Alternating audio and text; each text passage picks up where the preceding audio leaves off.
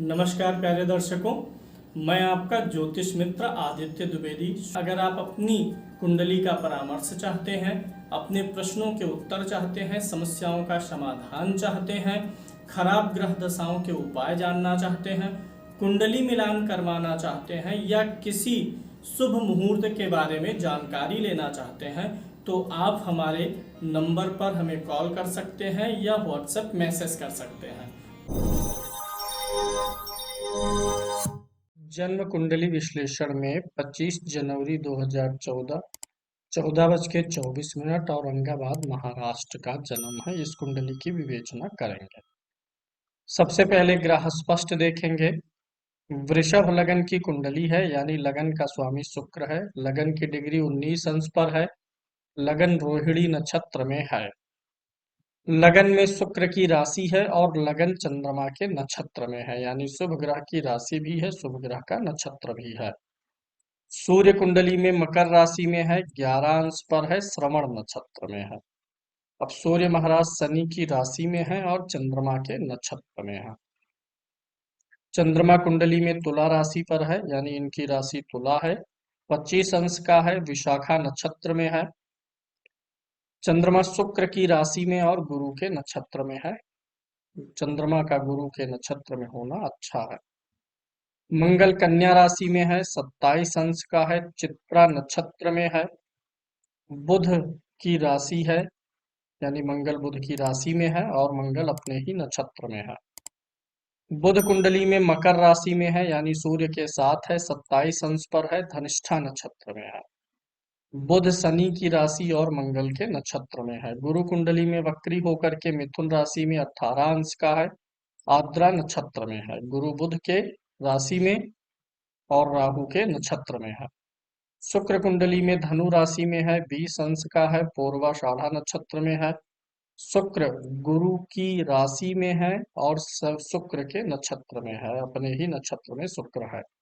शनि कुंडली में उच्च का होकर के तुला राशि में है, यानी चंद्रमा के साथ है, 28 अंश का है, विशाखा नक्षत्र में है। शुक्र की राशि और गुरु के नक्षत्र में है।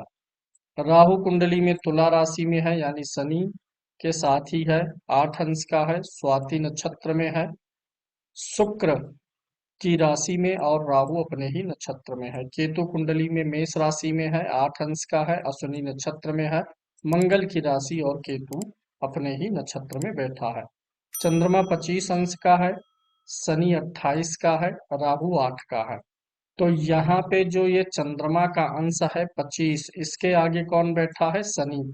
क्योंकि शनि राहु और चंद्रमा एक ही राशि में है, तो ये चंद्रमा की जो 25 अंश की डिग्री है यह शनि और राहु के बीच में है, यानी चंद्रमा पाप कर्तरी योग में बैठा हुआ है। लग्न कुंडली से चीजें स्पष्ट हो जाएंगी। यहाँ पर 2 नंबर की गिनती लगन में लिखी गई है। 2 नंबर मतलब होता है शुक्र 8वें भाव में आके बैठा है, आयु को लंबा करता है लग्न 60वें में आकर के। तो यहाँ पर शुक्र आयु को लंबा करेगा। और अच्छी बात यह है कि ये शुक्र गुरु की राशि में बैठा है और गुरु इसे देख रहा है। तो गुरु की राशि में बैठ के गुरु की दृष्टि में है, तो 8वें भाव के फल को बिगड़ने नहीं देगा, यानी आयु के मामले में और स्वास्थ्य के मामले में गुरु और शुक्र इनको प्रोटेक्ट करने का पूरा प्रयास करेंगे। यहाँ धन भाव में गुरु बैठा है और वक्री होकर के बैठा हुआ है। गुरु कुंडली में लाभेश भी है, अष्टमेश भी है। लाभेश होकर के बैठने का असर अधिक देगा। लाभेश होकर के धन भाव में गया हुआ है, इससे धन के वृद्धि का योग बनेगा। और द्वितीय भाव में वक्री ग्रह वैसे भी धन देने का प्रयास करता है, तो गुरु महाराज यहाँ पर द्वितीय भाव के फल को अच्छा करेंगे। वाणी वगैरह अच्छी करेंगे, व्यक्ति अच्छे खान पान से संबंध बनाए रखेगा और वाणी वगैरह यहाँ पर मधुर भाषी बनाएगा। तृतीय भाव पर थोड़ा सा नजर डालेंगे तो जो ये थर्ड हाउस है इसका स्वामी चंद्रमा छठे भाव में है और राहु और शनि के बीच में पाप कर्तरी में है। तृतीय भाव होता किस चीज का है? हमारे साहस का, पराक्रम का। तो यहाँ पर चंद्रमा पीड़ित होने के नाते बालक थोड़ा डरपोक होगा, दब्बू स्वभाव का हो सकता है, बहुत अत्यधिक साहसी नहीं होगा। दूसरी चीज, ये तीसरा भाव सांस और गले का होता है। तो सांस और गले से जुड़ी परेशानियां आएंगी, जिसको एलर्जी के कारण से सर्दी, खांसी या फिर अस्थमा वगैरह की शिकायत भविष्य में आ सकती है चंद्रमा के पीड़ित होने से। चौथे भाव का स्वामी सूर्य है। सूर्य महाराज नवम भाव में बैठे हुए हैं, बुध के साथ हैं, बुधादित्य योग में है। यह इंडिकेशन देता है कि बालक के पास घर और गाड़ी आदि का सुख बनेगा, क्योंकि चतुर्थेश कहाँ बैठा है? त्रिकोण स्थान में बैठा हुआ है। पंचम भाव में मंगल बैठता है तो व्यक्ति की बुद्धि को तीव्र करता है, गणित गणित वगैरह, कैलकुलेशन वगैरह में भी प्रवीण बनाता है। यहाँ पर जो मंगल महाराज बैठे हुए हैं, यह सप्तमेश होकर के बैठे हुए हैं और द्वादशेश होकर के बैठे हुए हैं, तो बालक उच्च उच्च शिक्षा भी प्राप्त करेगा। छठे भाव में चंद्रमा शनि राहु की युति है। चंद्रमा इसमें पीड़ित है, इसलिए इस बालक को जो एक सबसे बड़ी समस्या होगी भविष्य में, वो डिप्रेशन की होगी, चिंता की होगी, तनाव की होगी। दो परेशानियां हैं, एक तो सांस और गले से जुड़ी परेशानियां, दूसरा चिंता, तनाव, मानसिक कष्ट आदि, डिप्रेशन आदि की शिकायत भी भविष्य में बनेगी उम्र बढ़ने के साथ साथ। अब यहाँ पे अगर हम चंद्रमा को देखें तो चंद्रमा तीसरे भाव का स्वामी है, शनि नवम और दसम का स्वामी है, तो ऐसे लोग अपने कार्य क्षेत्र को लेकर के काफी मेहनत करेंगे। शनि महाराज जो यहाँ पर बैठे हुए हैं, ये दसम भाव के स्वामी हैं। दसम भाव का स्वामी छठे भाव में जाए तो मेडिकल का फील्ड बहुत अच्छा रहता है, और चूंकि शनि उच्च का है, तो इसलिए मेडिकल की बड़ी परीक्षाएं, मेडिकल में बड़ी सफलताएं मिलने के चांसेस भी बन रहे हैं। तो यहाँ पर मेडिकल क्षेत्र का योग पहले नंबर पे है। दूसरे नंबर पे इनके लिए लॉ का फील्ड, वकालत का फील्ड ठीक रहेगा। कारण क्या है कि शनि एक तो ला का ग्रह भी है, और छठा भाव मुकदमा, वाद विवाद, वकालत का ही होता है, और न्याय के ज्ञान के कारक, कानून के कारक गुरु की दृष्टि भी है। तो या तो मेडिकल फील्ड या तो वकालत, इन दोनों में से किसी एक में इनका कैरियर जाएगा। मेडिकल का फील्ड ठीक रहने वाला है। अष्टम भाव में शुक्र महाराज बैठे हुए हैं, जो कि लग्नेश भी हैं, षष्ठेश भी हैं, तो यहाँ पे लग्नेश का ही फल देंगे, आयु और स्वास्थ्य को वृद्धि करेंगे। बुधादित्य योग बुद्धि को हमेशा अनुशासन में रखने का प्रयास करेगा। केतु 12वें भाव में बैठे हुए हैं, इसलिए यदा कदा पैरों से जुड़ी हुई कुछ समस्याएं, या पैरों में जो है कभी कुछ फोड़ा फुंसी या चोट मोच लग सकती है। अब यहाँ पे अगर हम मांगलिक देखें तो यह कुंडली मांगलिक नहीं आती है। मंगल जो है लगन में हो, चतुर्थ में, सप्तम में, अष्टम में, द्वादश में, तो कुंडली मांगलिक होती है, तो यह कुंडली मांगलिक नहीं है। तो वैवाहिक जीवन के लिए यह योग ठीक माना जाता है। मंगल कन्या राशि में बैठा है और 7वें भाव में वृश्चिक राशि भी है। तो इस प्रकार से जो विवाह की दिशा बन सकती है, पश्चिम और उत्तर के कॉर्नर में बन सकती है।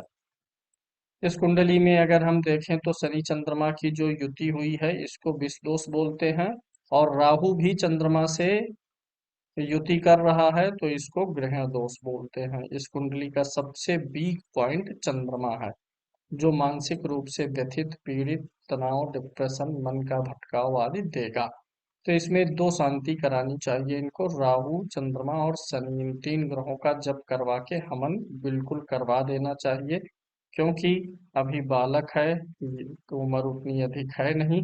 चंद्रमा ताकि फ्री रहे, अन्यथा आगे चल के मन भटक सकता है, मन पे दबाव बालक ले सकता है, जो कि अच्छा विषय नहीं होगा। चूंकि गुरु की दृष्टि है, इसलिए उपाय होने से ज्यादा लाभ मिल जाएगा, इस बात की भी संभावना बनी हुई है। इनका लगन का स्वामी शुक्र होता है, अष्टम में है, और चूंकि वक्री भी है इसलिए कमजोर नहीं है। पंचम भाव का स्वामी जो होता है बुध होता है, ये इनका कारक ग्रह है, नवम में बैठा है, तो बुध के लिए पन्ना स्टोन पहन सकते हैं। शनि का स्टोन कभी नहीं पहनना है, क्योंकि शनि चंद्रमा के साथ है, तो चंद्रमा को और पीड़ित कर देगा, इसलिए सिर्फ पन्ना स्टोन ही इनके लिए बनेगा। इनको पन्ना 7 से 8 कैरेट का पहन लेना चाहिए। शेष इन तीन ग्रहों का जप और हवन, और बीच बीच में 2-2 4-4 साल पे या साल भर में एक बार, जब भी हो सके एक बार, इस बालक के लिए भगवान शंकर जी का अभिषेक होना चाहिए, रुद्राभिषेक होना चाहिए। सूर्य अच्छी स्थिति में है, इसलिए पिता से संबंध ठीक रहेंगे, पिता को लेकर के कोई परेशानी नहीं दिखती है। चंद्रमा पीड़ित है तो माता का स्वास्थ्य खराब रहेगा, हालांकि बालक माता पिता पे ध्यान देगा, क्योंकि गुरु यहाँ द्वितीय भाव में है तो माता पिता का सेवा तो करेगा, लेकिन माता के स्वास्थ्य की समस्याएं भी रहने वाली हैं। संतान की बात करें तो संतान भाव का स्वामी बुध एकदम से अच्छा होकर के बैठा है, गुरु भी कमजोर नहीं है, इसलिए इस कुंडली में संतान पक्ष में कोई भी बाधा दिखाई नहीं दे रही है। होरा कुंडली देखते हैं तो यहाँ पर होरा कुंडली सिंह लगन की होरा है, यानी देवताओं के शरणागति करने से, मंदिर आदि जाने से जातक के जीवन में धन की स्थिति अच्छी रहेगी। D3 देखते हैं, मेहनत पराक्रम पुरुषार्थ के लिए लगन में ही बुध महाराज बैठे हैं तो अत्यधिक शुभ ग्रह हैं, तो अत्यधिक जीवन में शारीरिक श्रम नहीं करना पड़ेगा। वैसे इनके जीवन में फिजिकली जो है एक्टिव रहने का योग कम है, यानी ये अच्छी बात नहीं है, इनको थोड़ा सा फिजिकली एक्टिव रहना होगा ताकि स्वास्थ्य वगैरह ठीक रहे। क्योंकि लगन कुंडली में भी देखिए तो तीसरा भाव कोई बहुत पॉजिटिव इन्फ्लुएंस में नहीं आ रहा है। लग्न कुंडली में लगन जो होता है ये हमारे फिजिकल एक्टिविटी को दर्शाता है, तो यहाँ पर ये जो तीसरा भाव है यहाँ पर कोई ग्रह नहीं है, तीसरे भाव का स्वामी भी छठे में है। वही स्थिति यहाँ देश काल में भी दिखाई दे रही है, तो बालक को फिजिकली थोड़ा सा एक्टिव रखने की जरूरत रहेगी, अन्यथा परेशानियां आएंगी। चतुर्थांश कुंडली देखते हैं तो लगन का स्वामी मंगल है, लगन एकदम से ठीक है, लगन में कोई नीच का ग्रह नहीं है, लेकिन लगनेश अष्टम भाव में गया हुआ है, तो बहुत बार ऐसा होगा कि बालक को जन्म स्थान से दूर रहना पड़े, फैमिली से दूर रहना पड़ जाए, ऐसा संकेत मिलता है। चतुर्थांश कुंडली में गुरु भी अच्छा है, द्वितीय भाव में अपनी राशि में राहु भी ठीक है, सूर्य उच्च का है, मंगल शुक्र की युति है, यानी ठीक है। इस कुंडली में एक जो कमजोर पॉइंट है वो चंद्रमा ही है, क्योंकि यहाँ D3 में भी देखिए चंद्रमा शनि के साथ है। चतुर्थांश में देखेंगे तो चंद्रमा केतु और शनि दोनों के साथ है, चंद्रमा बार बार पीड़ित हो रहा है, जो इस बात का संकेत देता है कि मानसिक रूप से बालक को परेशानियां आएंगी। अब यहाँ पर अगर हम सप्तमांश देखें जहाँ से संतान देखते हैं तो लगन देखिए एकदम से अच्छा है, लगन पे जो है शुभ ग्रह बैठा हुआ है, लग्नेश गुरु अष्टम में गया हुआ है, लेकिन चूंकि ये शुभ ग्रह है और बहुत पीड़ित नहीं है तो इसलिए संतान में कोई दिक्कत आने की संभावनाएं नहीं दिख रही हैं, संतान पक्ष इनका अच्छा रहेगा। अब यहाँ पर नवमांश कुंडली देखते हैं तो नवमांश कुंडली के लगन में दो क्रूर ग्रह बैठे हुए हैं, चौथे भाव में भी क्रूर ग्रह है, तो वैवाहिक जीवन सामान्य ही रहेगा, अत्यधिक रोमांटिक मैरिड लाइफ नहीं रहेगी। लग्नेश बुध है यहाँ पर, और ये से बुध महाराज जो कि लग्नेश है चतुर्थ भाव में बैठे हुए हैं, तो इसलिए इनका जिनसे भी विवाह होगा उनको भी जीवन में काफी सुख रहने वाला है। शुक्र स्वाग्रही है तो जीवन साथी काफी ठीक ठाक बुद्धि के होंगे, और नवमांश के दसम भाव में गुरु बैठा है, यानी ग्रह बैठा हुआ है, दो दो ग्रहों की दृष्टि है। ऐसे में यह योग बनता है कि जीवन साथी कामकाजी होगा, साधारण रूप से गृहस्थ नहीं रहेंगे, बल्कि कामकाजी नौकरी वाला ही जीवन साथी पत्नी इनको मिलेंगी। दसमांश देखते हैं जहाँ से कैरियर वगैरह के लिए देखते हैं तो देखिए लगन में शनि महाराज बैठे हुए हैं, लग्नेश चंद्रमा 12 में है, यानी कामकाज के सिलसिले में इनको दूर रहना पड़ेगा, हो सकता है कुछ विदेश यात्राएं भी हों, भारत में भी दूर दूर स्थानों पर जाना पड़े, कामकाज को लेकर के ट्रेवलिंग रहेगी, कामकाज को लेकर के विदेश यात्राएं तक भी हो सकती हैं। अब यहाँ पर गुरु राहु और सूर्य बैठे हुए हैं छठे भाव में, इनके कार्य स्थल पे जहाँ काम करेंगे वहीं पर इनके छिपे हुए शत्रु रहेंगे, क्योंकि सूर्य और राहु का योग शत्रु भाव में बन रहा है, क्योंकि गुरु भी यही है, स्वाग्रही है, तो शत्रु कुछ बिगाड़ नहीं पाएंगे, समय से शत्रुओं की ये पहचान कर लेंगे, लेकिन पीठ पीछे काफी शत्रु एक्टिव रहेंगे। मंगल अष्टम भाव में है, यह कोई विशेष परेशानी की बात नहीं है, D10 में मंगल सबसे प्रबल कारक होता है और अष्टम में गया है, ऐसे लोग अपने काम के बड़े जानकार होते हैं। बुध चंद्रमा शुक्र और केतु 12वें भाव में है, जो व्यवसायिक यात्राओं को दर्शाते हैं। द्वादशांश कुंडली से माता पिता को देखते हैं तो लगन तो यहाँ पर एकदम से दुरुस्त है, लग्नेश गुरु महाराज हैं, हालांकि ये गुरु नीच के हैं, तो पिता को इनको लेकर के ज्यादा चिंताएं रहेंगी। मंगल और केतु की युति है, पिता को पेट और डाइजेशन की समस्या का संकेत मिलता है, लेकिन पिता इनके लिए ज्यादा परेशान रहेंगे, इनको सेटल जीवन में कराने के लिए भरपूर मेहनत और प्रयास करेंगे। अब यहाँ से देखिए तो इनकी दशाओं पे हम चले तो अभी वर्तमान में शनि की महादशा शुरू हो चुकी है। जुलाई 2023 से शनि की दशा आ चुकी है। शनि चूंकि छठे भाव में है, अच्छा फल देता है, कंपटीशन वगैरह में तेज करता है, लेकिन चूंकि यह चंद्रमा के साथ है और चंद्रमा को पीड़ित कर रहा है, तो इसी शनि की दशा में ही इनको डिप्रेशन शुरू हो जाएगा। विशेष रूप से 2034 से 2036 के बीच में, जब शनि में सूर्य का अंतर आएगा, उसी समय से मानसिक तनाव परेशानी का दौर प्रारंभ हो जाएगा। इनके मेंटल हेल्थ का ज्यादा ख्याल रखने की जरूरत है इस कुंडली में, मानसिक सेहत का ज्यादा ख्याल रखना है। तो शनि की महादशा इनको डिप्रेशन रूपी एक बीमारी दे करके जाएगी, लेकिन पढ़ाई लिखाई में सफल बनाएगी, डॉक्टरी भी यही करवा देगी। बुध की दशा इनकी काफी अच्छी जाएगी, जीवन में सबसे सबसे अच्छी दशा बुध की ही होने वाली है। बुध की प्लेसमेंट काफी अच्छी है, कुंडली में कारक है, नवम भाव में बैठा भी है। बुध की दशा सबसे अच्छी जाएगी। इसके बाद केतु की दशा आएगी, केतु 12वें भाव में बैठा है। केतु की दशा में इनकी आध्यात्मिक उन्नति होगी। फिर उसके बाद शुक्र की दशा आएगी, लग्न से अष्टम में है, शुक्र भी ठीक जाएगा। चूंकि शुक्र अष्टम में कुंडली में बैठा है, तो इनको डायबिटीज की भी समस्याएं इन फ्यूचर आ सकती हैं। यानी जीवन में बुध वाली दशा सबसे ज्यादा अच्छी दिखाई देती हुई प्रतीत हो रही है। अब इस कुंडली में थोड़ा और लग्न कुंडली पे चलते हैं और देखने का प्रयास करते हैं कि कौन सा रत्न, रुद्राक्ष वगैरह धारण किया जा सकता है। रत्न तो रहेगा बुध का पन्ना ही। बुध बड़ा अच्छा बैठा है, बुध की दशा सबसे अच्छी। शुक्र भी जिसकी राशि में है, शुभ ग्रह की राशि गुरु में है और गुरु देख रहा है, तो शुक्र की भी दशा ठीक जाएगी।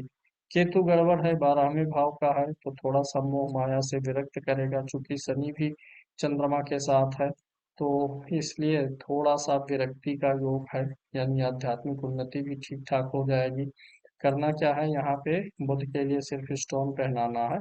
उसके बाद ये जो चंद्रमा पीड़ित हो रहा है, चंद्रमा शनि राहु के साथ में इन तीन ग्रहों का रुद्राक्ष गले में डलवाया जाए। चंद्रमा के लिए दो मुखी हो जाएगा, शनि के लिए सात मुखी और राहु के लिए आठ मुखी। दो सात आठ मुखी रुद्राक्ष धागे में बनवा करके गले में डलवाने से इस ग्रह का दुष्प्रभाव कम हो जाएगा। अगर ओवरऑल कंक्लूड करें पूरी कुंडली, तो जीवन में धन की समस्या बहुत नहीं दिख रही है। धन ठीक है, धनेश भी ठीक है, जो कैरियर सेटल हो जाएगा। मेडिकल के फील्ड के लिए बहुत अच्छी कुंडली है। पारिवारिक जीवन भी ठीक है।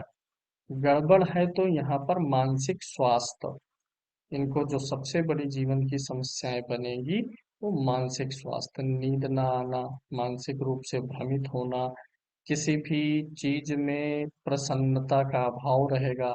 बाहर से मुस्कुराए व्यक्ति अंदर से दुखी रहे, असंतुष्ट रहे, जीवन में नीरसता महसूस करे, ऐसे सारे योग यहाँ पे बनते हुए नजर आ रहे हैं।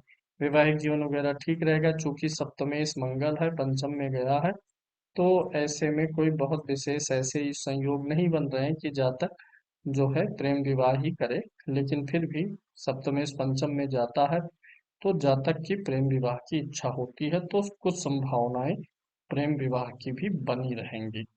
राहु के लिए दान करना है, शनि के लिए वस्तु का दान करना है, इन तीन ग्रहों का जप हवन करना है, पन्ना पहनाना है, और मानसिक रूप से बालक के ऊपर कभी दबाव नहीं डालना है।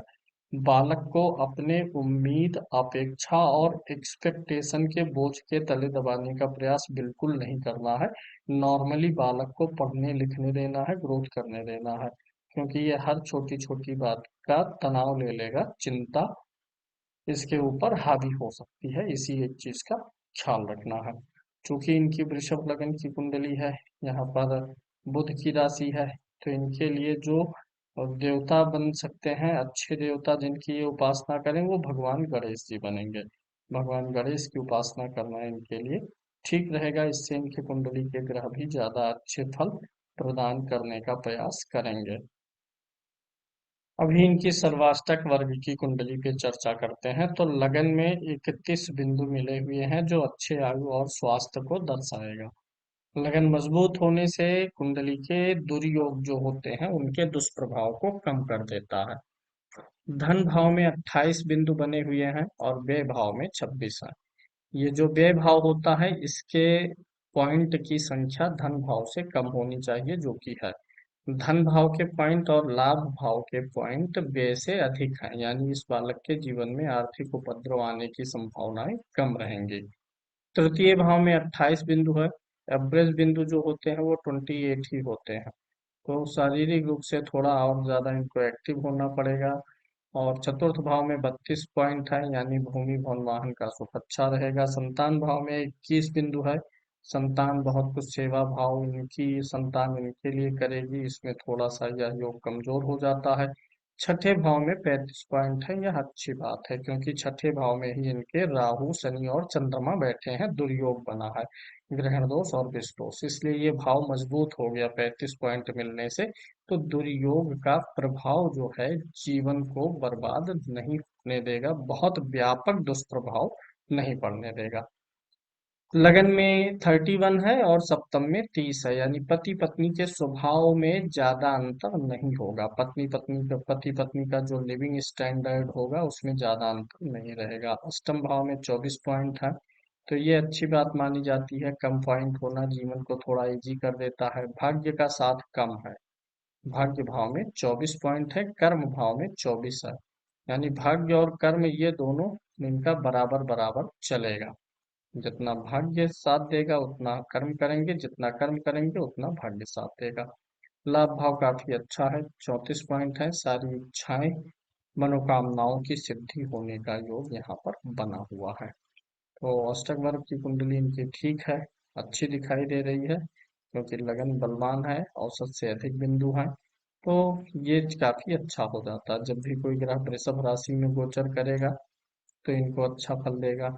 गोचर के ग्रह जब सिंह राशि पे रहेंगे तो अच्छा फल देंगे। गोचर के ग्रह वृश्चिक राशि पर इनको अच्छा फल देंगे। गोचर के ग्रह मीन राशि पर इनको अच्छा फल प्रदान करेंगे।